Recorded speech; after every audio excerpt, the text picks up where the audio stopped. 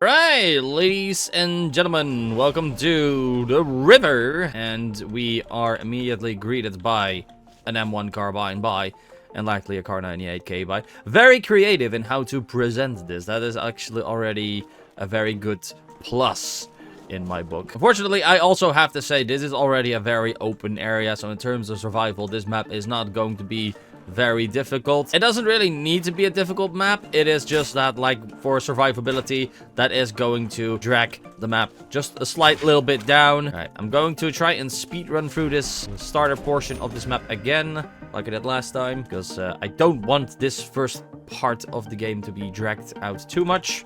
But, yeah. What kind of first impressions would I have from this? I would say not bad. At least. I just hope for this map it's going to be eventful throughout. Not that later down the line it's going to be a boring map. But so far, honestly, like, visually, it is very pleasing to look at. It's very natural and stuff. That is not a quad point right there. We need 2 grand for the next area. Honestly, I'm gonna wait for that until this round is over, because that means I can actually manipulate all the zombies to spawn in this starting area and not spread out too much. See, the thing that I'm scared of right now is, like, in terms of how big this area is and how the rest of the areas seem to be, I feel like we're going to have very similar gameplay vibes here as with System, where the spawns are going to be so spread out that if I would open this area, there are going to be zombies spawning there, there are going to be zombies still spawning at the beginning, and at that point, you're going to have to wait forever for some zombies to show up. That is going to be very dragging when it comes to playing this map. I don't want to be overly negative about maps like this, but this is kind of really why I enjoy small, cramped buildings at this stage of Call of Duty Zombies. It's because, well, these kind of maps are just way too open, or they tend to be, and those cramped little maps, they often tend to be actually very nicely designed for the constraints that this engine has at this stage. Right, so we're making our way to this mansion right now. We just got past the river, which is, like, well, the name of the map. So we kind of already got through the main attraction of the map, but it's okay. It's okay. We need 2 more grand to open that building, so at least, like, in terms of grinding points, it is giving some substance to play through with this map. That's something.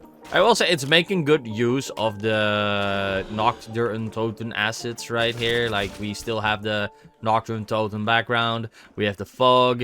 It is very much like it's an extension of Nocturne Totem. And honestly, when I think about it, it has very similar vibes to Transit, which is also probably very intentional that way. Maybe those areas actually are shared like this. Like, we're actually, like, in cornfields and stuff. Maybe this is like an extra building in the farm or close to the farm where we are not able to access on Transit. Like, I can make some fantasies come up in my mind when I'm playing this map, and that is definitely not a bad thing. Yeah, this is already what I said that I was afraid of. Zombies are just very slowly coming up towards me right now, and even with these bushes, I'm not even able to, like, see them. I just really have to wait until they're in playable area, which is just annoying, because now this is going to take forever. All right, I'm not gonna wait for this. I'm just going to open this area up. Holy bejuzel, this is a lot of light, but I'll take it. It's definitely a breath of fresh air compared to the last, at least previous map that we played, which was Dead Rail. Dead Rail was stupidly dark again, but on this map around, they do seem to take all of that into consideration, which is good.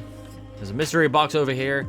There's a bar Bible over here. I really love that detail. Like, it is clear, at least, like, we didn't have the details or, like, the standards for map survival in place. And thus, like, I shouldn't be overly harsh about the fact that they just made a very oversized map here. Like, I'm not trying to be overly harsh about that. The thing is, I do have to look at maps like this in a light of, like, if I would play it today, with all the knowledge we have of zombies of today, would this still be fun? Like, this right here, like, unless you're really into playing a survival map like this, with it being this easy, I don't think you're gonna have that good of a time here, which is unfortunate because if I'm putting that in a vacuum and I'm looking at everything that has nothing to do with just the survival aspect, I can clearly see that there's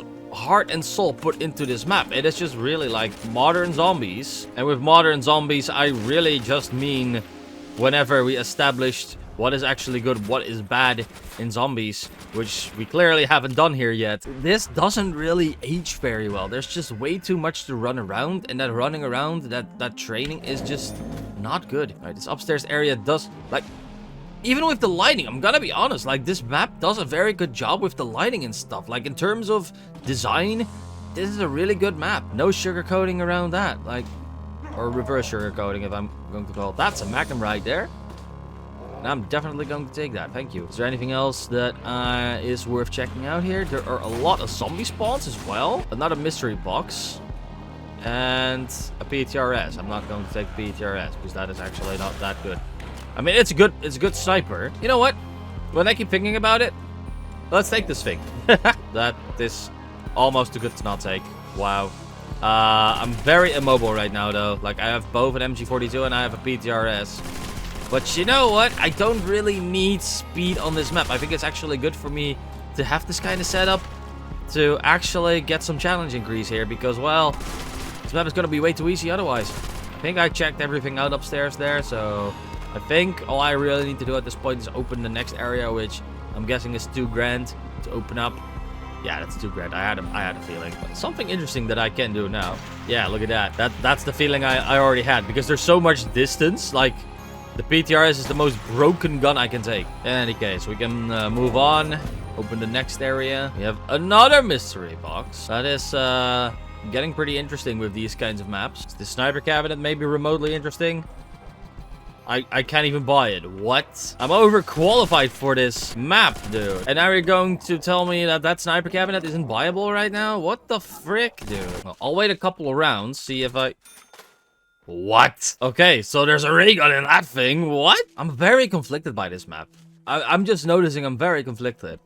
Like, I love walking around, having this map be kind of a walking simulator, living in this area. Like, in that sense, like, I am a very big fan of free roaming on certain maps. Like, on multiplayer, I actually enjoy just being around to, like, look at the small little details on such maps. But and it's also actually pretty cool that the sniper cabinet is actually a ray gun in disguise. It also makes me wonder if there are Easter eggs on this map. It's just very clear that this map doesn't live up to today's, like, survival standards. It is way too easy to survive on this map. Maybe I missed something in the house. Would love to see if there's an Easter egg on a map like this.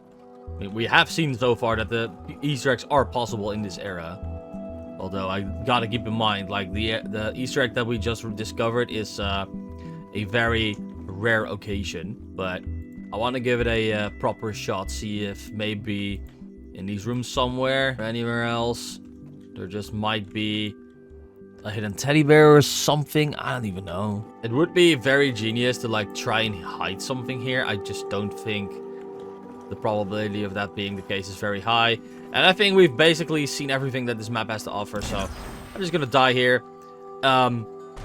It's half a good map, half not a good map, so I guess I'll give this map a 5 to 6 out of 10. I think that's the best I can do. And is this map worth checking out?